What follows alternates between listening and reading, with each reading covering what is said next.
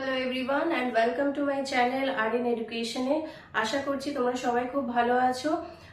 তোমাদের যে নেক্সট পরীক্ষা যে যা আছে তার জন্য তোমাদেরকে অনেক অনেক বেস্ট উইশেস আমার তরফ থেকে।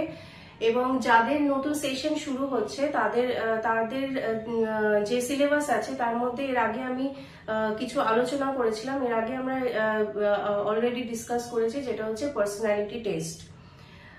অলরেডি যাদের তোমাদের পরীক্ষা মোটামুটি সামনে আসছে তারাও কিন্তু এই টপিক সম্পর্কে একটু নিজেরা প্রিপেয়ার হতে থাকো, কারণ পার্সোনালিটি টেস্টের ওপর বা পার্সোনালিটি সংক্রান্ত যে টপিকটা আছে তোমাদের সাইকোলজি পেপারে, সাইকোলজিক্যাল বিজ্ঞানের যে শিক্ষা বিজ্ঞানের মনোবিজ্ঞানের যে পেপারটা, সেক্ষেত্রে তোমাদের অনেক টপিক আছে যেখানে কিন্তু অনেক ছোট ছোট বিষয়ের উপরে তোমাদের কিন্তু কোয়েশ্চেন আসবে।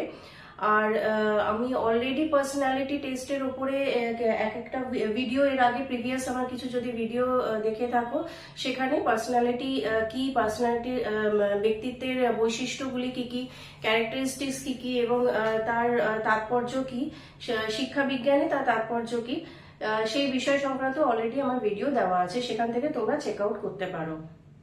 এরপরে আজকে আমরা যেটা দেখব, পার্সোনালিটি মেজারমেন্টের টেস্ট, অর্থাৎ হচ্ছে ব্যক্তিত্বের পরিমাপের যে কৌশল বা টেস্টগুলি কি কি, সেই সম্পর্কে আমরা জাস্ট আজকে একটা ছক দেখে বা একটা বলতে পারো একটা ডায়াগ্রামের মাধ্যমে আমি তোমাদেরকে তুলে ধরবো, যাতে কিনা তোমাদের ক্লিয়ার কনসেপ্টটা হয়। আজকে আমরা জাস্ট টেস্ট কি কি টেস্ট হয় বা কি কি যে নামগুলো আছে সেই সম্পর্কে আমরা ইন ডিটেলসে পরে আমরা আলোচনা করব। আজকে আমরা যে বিষয়টা আলোচনা করব সেটা হচ্ছে কি কি ধরনের টেস্ট হয়, অর্থাৎ একটি ছকের মাধ্যমে আমি তোমাদেরকে তুলে ধরতে চাই, যেখানে কিনা তোমাদের কনসেপ্টটা ক্লিয়ার হবে যে পার্সোনালিটি মেজারমেন্টের টেস্টগুলি কি কি, বা এখানে যারা তোমরা দেখবে যে ব্যক্তিত্ব পরিমাপের কৌশলগুলি কি কি। আচ্ছা, এখানে আরেকটা বিষয়, ব্যক্তিত্ব পরিমাপের কৌশলের সাথে কিন্তু অ্যাপটিটিউড টেস্ট বা অ্যাচিভমেন্ট টেস্ট, এই বিষয়গুলো কিন্তু গুলিয়ে ফেলো না।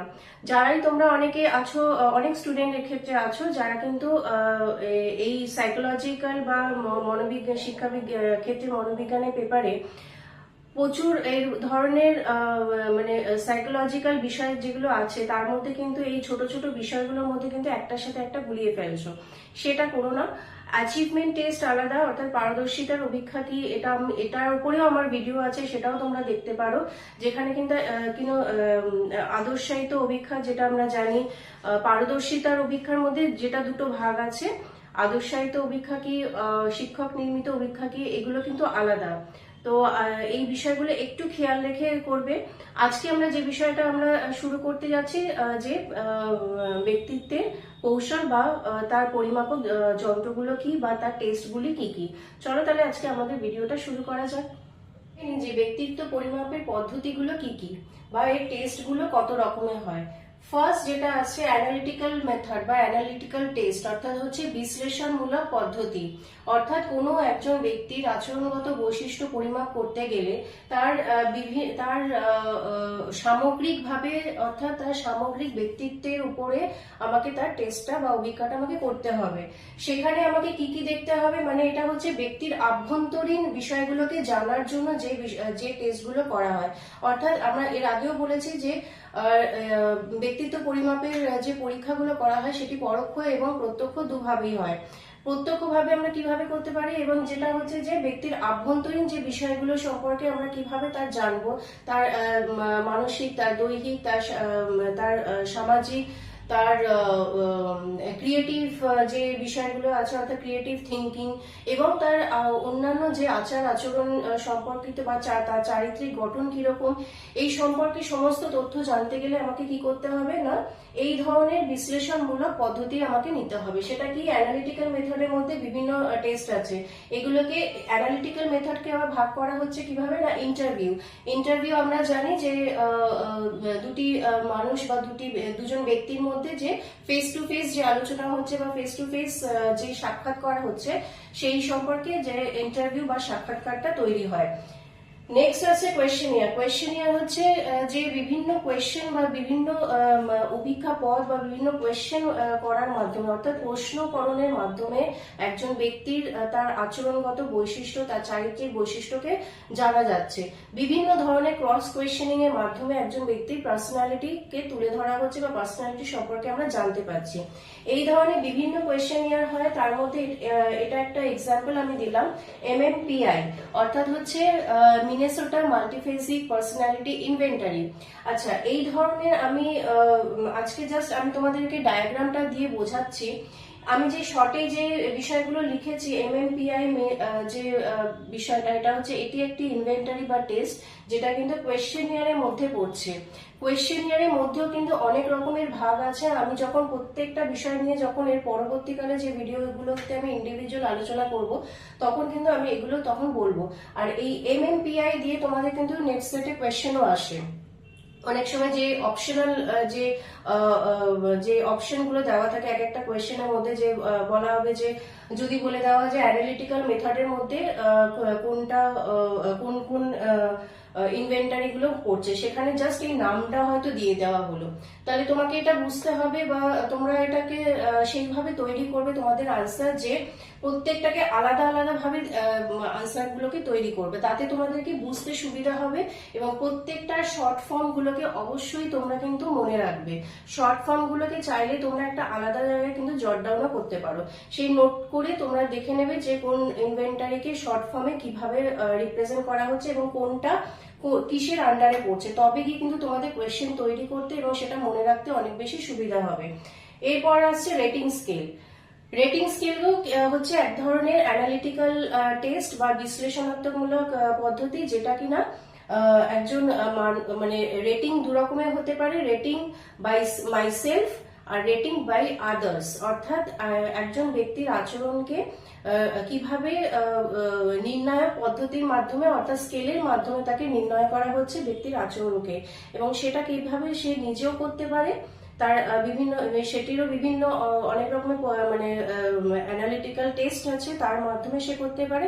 এছাড়া বাই আদার্স অর্থাৎ অন্যকে দিয়ে রেটিং করানো, সেক্ষেত্রে বিভিন্ন রেটিং স্কেল হয়, সেই স্কেলের মাধ্যমে কোন স্কেলে আউট অফ ধরো 10 এর মধ্যে আমি তাকে কত দেব, 4, 5, 6 এইভাবে 9 পয়েন্ট স্কেল অব্দিও যায়, তাহলে সেই রেটিং স্কেলের মাধ্যমে আমাকে নির্ণায়ক পদ্ধতিগুলোকে বিচার করতে হচ্ছে।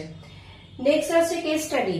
কেস স্টাডি আমরা জানি যে একজন ব্যক্তির সামগ্রিক তথ্য, অর্থাৎ সামগ্রিক তথ্য বলতে এখানে তার physical, mental, psychological, sociological, aesthetical, creativity, তার কি কি আছে, তার চারিত্রিক যে গঠন বা চারিত্রিক কি কি দোষ গুণ তার মধ্যে আছে, এই সমস্ত ইনফরমেশনকে আমি একটা জায়গায় সংগ্রহ করছি, অর্থাৎ কালেকটিভ মেথডের মাধ্যমে, অর্থাৎ তার ইনফরমেশন গুলোকে আমি কালেকটিভ মেথডের মাধ্যমে সেগুলোকে আমি যাচাই করছি, তাকে পর্যবেক্ষণ করছি, তাকে অবজারভেশনের মাধ্যমে, সেটা ইনডাইরেক্ট হতে পারে কি ডাইরেক্ট হতে পারে, এই দু ধরনের প্রক্রিয়ার মাধ্যমে তাকে আমরা কেস স্টাডি করছি, অর্থাৎ একজন ব্যক্তিকে যাচাই করা, অর্থাৎ একজন ব্যক্তির ব্যক্তিত্ব এবং তার ব্যক্তিত্বের পরিমাপগুলোকে তাকে কোন কোন বিষয়ের মধ্যে ফেলা যায় এবং তার চারিত্রিক দোষ গুণ কি কি আছে, সেই বিষয় হচ্ছে কেস স্টাডি। নেক্সট হচ্ছে সোশিওমেট্রি। সোশিওমেট্রি মানে হচ্ছে সমাজমিতি, অর্থাৎ হচ্ছে যে এখানে একজন ব্যক্তিকে সামাজিক প্রেক্ষাপটে ফেলে তাকে দেখা হচ্ছে, অর্থাৎ সমাজ তাকে মানে সামাজিক দিক থেকে তাকে নির্ণয় করা হচ্ছে, অর্থাৎ একজন ব্যক্তি তার সমাজে কোন স্থানে রয়েছে, কতজন মানুষ সেই মানুষকে নিয়ে চলতে পারছে বা কতজন মানুষ সেই মানুষকে পছন্দ করছে, অর্থাৎ এখানে পছন্দ অপছন্দের ওপরে কিন্তু এই সোশিওমেট্রি বিষয়টা কিন্তু নির্ভর করে, অর্থাৎ একজন মানুষ কিভাবে আইসোলেটেড থাকছে। আমরা জানি যে বিভিন্ন সমাজে এমন ব্যক্তি আছে যারা খুব ইন্ট্রোভার্ট বা তারা সমাজে সকলের সাথে মিশতে পারছে না বা সমাজ তাদেরকে সেইভাবে অ্যাকসেপ্ট করছে না, অর্থাৎ তাদেরকে একটা আইসোলেট করে রাখা হচ্ছে, এই ধরনের একজন ব্যক্তি থাকে। আবার আরেকজন ব্যক্তি থাকে যে হচ্ছে আমরা তাকে 5 স্টার রেটিং এ ফেলতে পারি, কেন না তাকে স্টার হিসেবে দেখা হয়, অর্থাৎ সবাই সমাজে তাকে খুব চেনে জানে, সমাজে সবাই তাকে খুব পছন্দ করছে, এই ধরনের, অর্থাৎ এবং সমাজ মানে সেও মানে খুব এক্সট্রোভার্ট, অর্থাৎ সেও সমাজের মধ্যে খুব তাড়াতাড়ি নিজেকে মিলেমিশে থাকতে পারছে, নিজেকে খুব অ্যাডজাস্টমেন্টের মধ্যে এবং তার সাথে সাথে নিজেকে খুব সুন্দরভাবে অ্যাকোমোডেশনও করতে পারছে। অর্থাৎ সমাজের মধ্যে তার কিভাবে সে রয়েছে বা সমাজের মধ্যে তার কি পরিচিতি, সেই বিষয়কে কিন্তু এই সোশিওমেট্রিতে দেখা হয়। এটাও কিন্তু একটা পার্সোনালিটির একটা টেস্ট। তাহলে আমরা দেখলাম যে অ্যানালিটিক্যাল মেথডে কিন্তু এই 5খানা মেথড কিন্তু আসছে, অর্থাৎ interview, questionnaire, rating scale, case study আর সোশিওমেট্রি। এবং এটার আরেকটা পদ্ধতি হচ্ছে হলিস্টিক মেথড, অর্থাৎ হচ্ছে সামগ্রিক পদ্ধতি। হলিস্টিক মেথডকে আমরা বা আরেকটা ভাবে বলা হয় যেটা হচ্ছে প্রজেক্টিভ মেথড বা প্রকল্প পদ্ধতি। তোমাদের কিন্তু প্রত্যেকটা টার্মস কিন্তু অবশ্যই জেনে রাখতে হবে যে কোন টার্মসকে কি বলা হচ্ছে, আর ওই ওয়ার্ড থেকে বা টার্মস থেকে তোমরা কিন্তু নিজে বুঝতে পারবে যে কিভাবে দুটো বিষয়কে আমরা ডিফারেন্সিয়েশন করতে পারছি। হলিস্টিক মেথড হচ্ছে একজন ব্যক্তির সামগ্রিক আচরণকে দেখা বা আচরণকে জানা। এবার সেটা আমি কি করে জানবো, সেখানেও আমাকে কিছু টেস্ট অ্যাপ্লাই করতে হচ্ছে। কি কি টেস্ট অ্যাপ্লাই করছি আমরা? ফার্স্ট আসছে অ্যাসোসিয়েটিভ টেস্ট, অর্থাৎ সংযোগকরণ। অ্যাসোসিয়েট কথাটা থেকেই আমরা বুঝতে পারছি যে সঙ্গবদ্ধ করা বা সংযোগ করা, অর্থাৎ বিভিন্ন জায়গায় বিভিন্ন বিষয় রয়েছে বা বিভিন্ন মানুষরা বিভিন্নভাবে ছড়িয়ে রয়েছে, বা আমরা যদি বলি যে কোনো বিষয়কে, এখানে আমি একটা খুব ভালো এক্সাম্পল যদি দিই, বাচ্চারা ক্লাসরুমে যে আমরা বিভিন্ন গেম দিই, তার মধ্যে একটা গেম হচ্ছে যে পাজল গেম। পাজল গেমটা কি আছে না, বিভিন্ন ছোট ছোট টুকরো টুকরো কিছু কার্ডবোর্ড আলাদা করা থাকে, সেখানে আমরা কি দেখি, তাকে একটা পিকচার দেওয়া হচ্ছে, সেটাকে তারা একসাথে করছে, অর্থাৎ সংযোগ করছে। এখানে আবার এটাও বলতে পারি যে পিকচার কমপ্লিশন যেটা, সেটাও কিন্তু এর সাথে অনেকটা রিলেটেড, কারণ পিকচার কমপ্লিশনও কিন্তু একই ব্যাপার, যে ছোট ছোট বিষয়গুলোকে আমরা যখন আলাদা আলাদা করে দিচ্ছি এবং সেই বিষয়গুলোকে যখন একসঙ্গে করছি, তখন একটা তার নতুন ছবি ক্রিয়েট হচ্ছে। তাহলে আমরা এখানে একটা উদাহরণ আমি এগুলোকে দিচ্ছি। আচ্ছা, এগুলো কিন্তু এক একটা এক্সাম্পল, মানে অ্যাসোসিয়েটিভ টেস্টে যদি বলে যে তোমার একটা এক্সাম্পল দাও, সব থেকে বড় ভালো এক্সাম্পল হচ্ছে রডসা ইঙ্ক ব্লক। রডসা ইঙ্ক ব্লকটা হচ্ছে একটা টেস্ট, যেটা কিন্তু মানে সাইকোলজিক্যাল টেস্টের মধ্যে কিন্তু এটা অনেক বেশি গুরুত্ব পেয়েছিল এবং অনেক বেশি বিখ্যাতও হয়েছিল। নেক্সট হচ্ছে কনস্ট্রাকটিভ। কনস্ট্রাকটিভ কথাটা মানে আমরা বুঝতে পারছি যে কনস্ট্রাক্ট করা, অর্থাৎ কোনো বিষয় বা কোনো